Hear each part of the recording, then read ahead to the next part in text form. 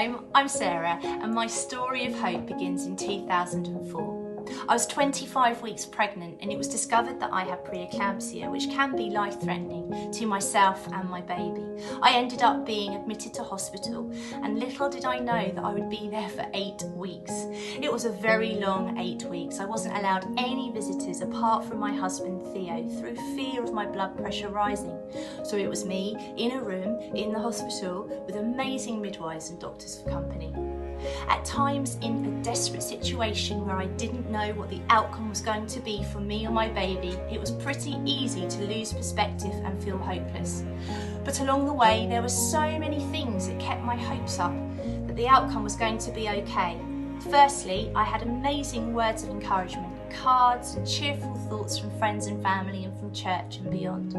Although I wasn't allowed to see any of my friends, these kept me going.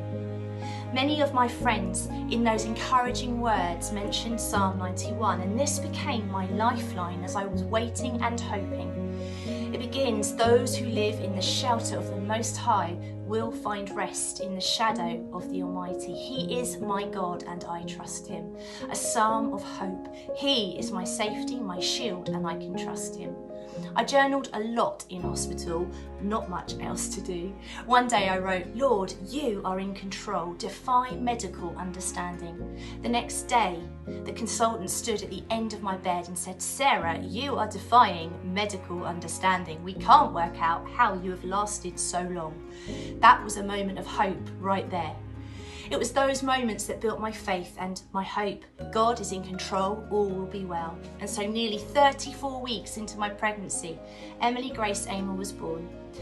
She was 2 pounds and 5 ounces, the weight of a bag of sugar, and she stayed in neonatal for 10 weeks. And here she is now, 16 years later.